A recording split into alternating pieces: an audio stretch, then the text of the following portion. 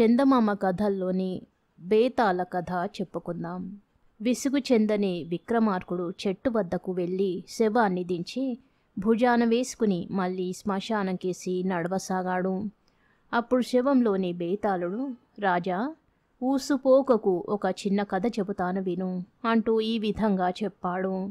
పూర్వం కోసల దేశంలో ఒక కోయ కుటుంబం ఉండేది. కోయ స్త్రీకి ఒక్క అన్న మాత్రమే ఉన్నాడు. ఆమె తల్లిదండ్రులు చనిపోయారు. అందుచేత కోయ తన బావమరిదిని కూడా తన వద్దనే ఉంచుకున్నాడు. పెద్ద కోయ, అతని కుమారుడు, బావమరిది కలిసి అడవి కొంత నరికి అందులో వ్యవసాయం చేసుకుంటూ ఉండేవారు. స్వయాన కష్టపడి సాగు కిందికి తెచ్చుకున్న భూమి కావడం చేత, అడవిని ఆనుకుని ఉండడం చేత ఆ పొలానికి శిస్తులు పన్నులు ఉండేవి కావు. పండించుకున్నదంతా సుఖంగా అనుభవిస్తూ కోయ కుటుంబం కాలం వెళ్ళబుస్తున్నది. ఇలా ఉండగా ఒకనాడు అడవి మార్గంగా ప్రయాణిస్తున్న ప్రయాణికులను దొంగలు దోచారు. సొత్తు పోగొట్టుకున్న వారు కేకలు పెట్టేసరికి మరికొందరు ప్రయాణికులు పరిగెత్తుకుంటూ వచ్చారు. ఇది చూసి దొంగలు అడవికి అడ్డం పడి ఎటో పారిపోయారు. వారిని తరుముకుంటూ వచ్చిన వారు మాత్రం కోయలు సాగు చేసుకునే పొలం వైపు వచ్చారు. అక్కడ వారికి పొలం దున్నుతూ కోయ, అతని బావమరిది కొడుకు కనిపించారు. వీళ్ళే దొంగలు దొంగతనం చేసి ఇటుగా వచ్చి ఏమీ ఎరుగనట్టు పొలం దున్నుతున్నారు అని దొంగలను తరుముకు వచ్చిన వారు తమలో తాము అనుకున్నారు. తరువాత వారు ఆ ముగ్గురు కోయలను బలాత్కారంగా పట్టుకొని రాజధానికి తీసుకుపోయారు. వాళ్ళ నేరం గురించి తరువాత విచారిస్తాం, ప్రస్తుతానికి వాళ్ళను ఖైదులో ఉంచండి అని రాజు ఉత్తర్విచ్చాడు. కోయను, అతని బావమరిదిని, కొడుకును ఖైదులో పెట్టారు. తరువాత కోయల విచారణ జరిగింది. వారు నిర్దోషులమనడానికి సాక్ష్యం ఏమీ లేకపోయింది. తమను దోచిన దొంగలు ముగ్గురేనని, వాళ్ళు కూడా కోయలేనని సొత్తు పోగొట్టుకున్న వారు సాక్ష్యం చెప్పారు. అయినప్పటికీ పోయిన సొత్తు వారి వద్ద దొరకలేదు గనక న్యాయాధికారి వారిని కొరత వేయించక జన్మ ఖైదు శిక్ష విధించాడు. ఎక్కడో అరణ్యం మధ్య వ్యవసాయం చేసుకుంటున్న వాళ్ళు కావడం చేత ఆ కోయలను ఎరిగిన వాళ్ళు కానీ, వారి పక్షాన మాట్లాడి సాయపడగలిగిన వాళ్ళు కానీ ఒక్కరైనా లేకపోయారు. ఈ సంగతి కోయ భార్యకు తెలిసింది.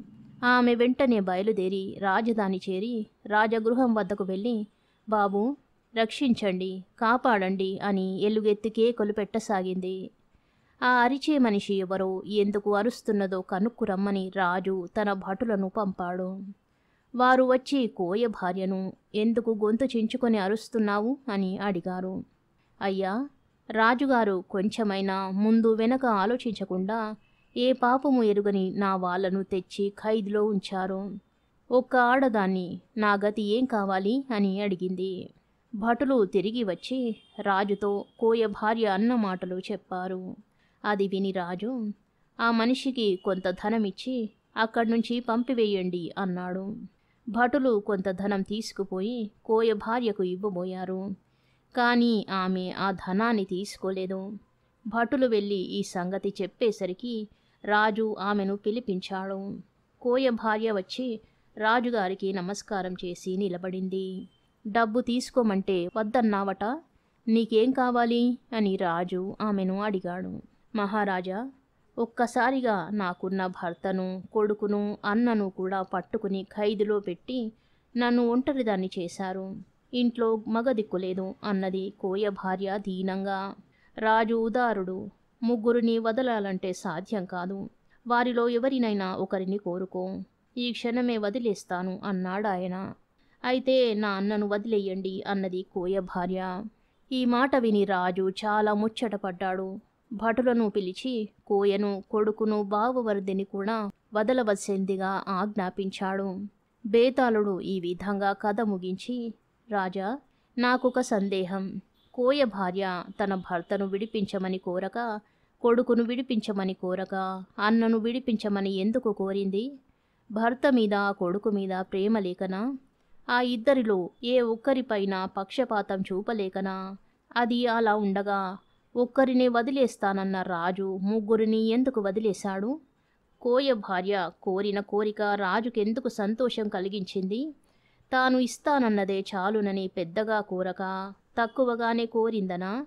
ఈ ప్రశ్నలకు సమాధానం తెలిసి కూడా చెప్పకపోయావు, నీ తల పగిలిపోతుంది అన్నాడు. కోయ భార్య తన అన్నను వదిలేయమని కోరడానికి కారణాలు నువ్వు చెప్పినవి కావు. ఒక భర్త పోతే మరొక భర్తను చేసుకోవడం కోయలలో ఆచారం. అందుచేత ఆమెకు ఈ భర్త పోతే ఇంకో భర్త వస్తాడు, అలాగే ఈ కొడుకు పోతే ఇంకో కొడుకు వస్తాడు. కానీ ఆమె తల్లిదండ్రులు అది వరకే చనిపోయారు గనక ఈ అన్న పోతే మరి అన్న రాడు. అందుచేత ఆమె అన్నను విడిపించమని కోరింది. అది గ్రహించి రాజు సంతోషించాడు. ఎక్కువైన కోరిక తీర్చి తక్కువైన కోరికలు నిరాకరించడం దాత యొక్క లక్షణం కాదు కనుక రాజు కోయ భార్యకు అన్నతో పాటు భర్తను కుమారుణ్ణి కూడా ఇచ్చేశాడు అని విక్రమార్కుడు జవాబు చెప్పాడు. ఈ విధంగా రాజుకు తిరిగి మౌనభంగం కలగగానే బేతాళుడు శవంతో సహా మాయమై మళ్ళీ చెట్టెక్కాడు. కథ సమాప్తం. పౌత్ర ప్రేమ అనే మరో కథ చెప్పుకుందాం. పూర్వం శ్రావస్తి నగరంలో సుపుత్రకుడు అని ఒక బుద్ధిమంతుడైన యువకుడుండేవాడు. తన తండ్రి పోయాక అతను తన తల్లిని ఎంతో భక్తి శ్రద్ధలతో సేవిస్తూ ఆమెను సుఖపెడుతూ వచ్చాడు.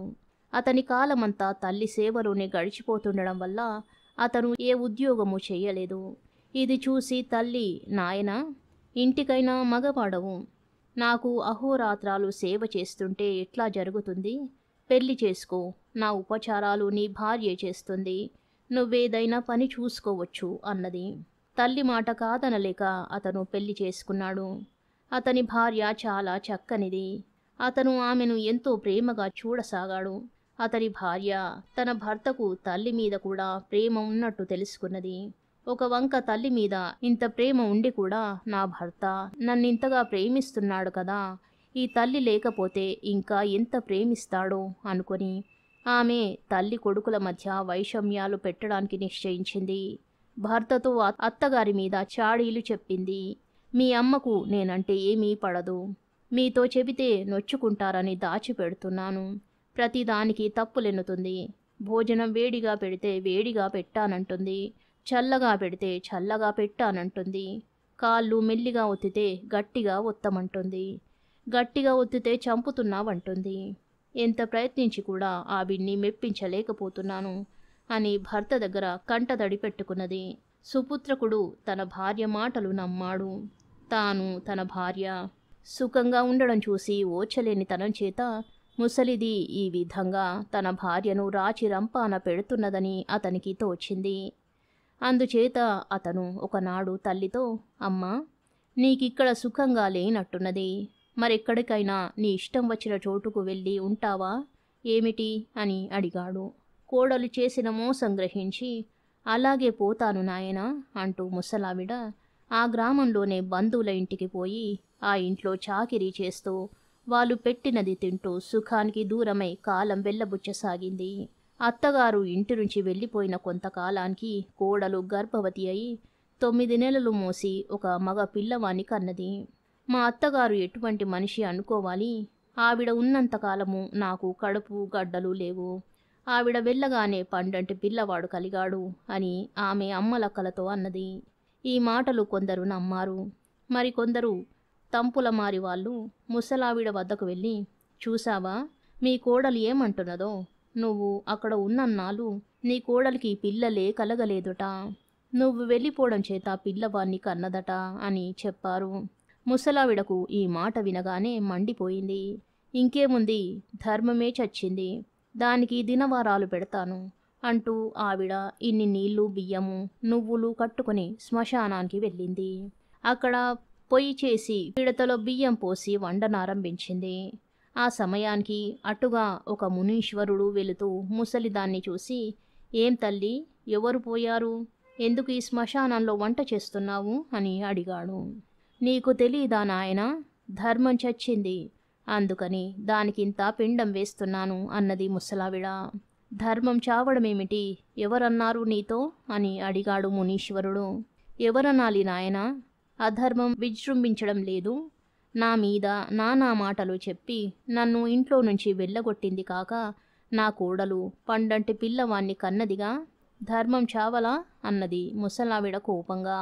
మునీశ్వరుడు ఆవిడ ద్వారా జరిగినదంతా విని, పెద్దదాన్ని, నిన్ను కొడుకు కోడలు ఇంత చేస్తారుగా, ఇప్పుడే వాళ్ళను నా తపశ్శక్తితో భస్మీపటలం చేస్తాను చూడు అంటూ కమండలంలో ఉదకం చేతుల్లో పోసుకోబోయాడు. వెంటనే ముసలావిడ అడ్డొచ్చి, ఊరుకో నాయనా ఊరుకో, వాళ్ళు నన్ను అంటే అన్నారులే, వాళ్ళు కాస్తా పోతే నా మనవడు దిక్కులేని వాడైపోతాడు, నా బంగారు నాయన అన్నది. కళ్ళ చూడనైనా చూడని మనవడి మీద ముసలావిడకు గల మమకారం చూసి నవ్వుకుంటూ మునీశ్వరుడు వెళ్ళిపోయాడు. ఈలోపుగా ఈ వార్త ఊరంతా పొక్కింది. సుపుత్రకుడు, అతని భార్య, మరికొందరు పరిగెత్తుకుంటూ శ్మశానానికి వచ్చారు. ఇదేం పని, రా అమ్మా ఇంటికి పోదాం అన్నాడు కొడుకు. తన ఆట కట్టినట్టు కోడలు గ్రహించింది. తన మోసం బయటపడుతుందని భయపడి బుద్ధి గడ్డి తిని, ఏమో అన్నాను క్షమించు అత్తయ్యా అని అత్తకాల మీద పడింది. ముసలావిడ మెత్తబడి వాళ్ళతో పాటు వెళ్ళిపోయింది. ఆవిడ మనవన్ని చూసి ఆనందిస్తూ జరిగినదంతా క్షణంలో మర్చిపోయి సుఖంగా ఉన్నది. కథ సమాప్తం. శుభం.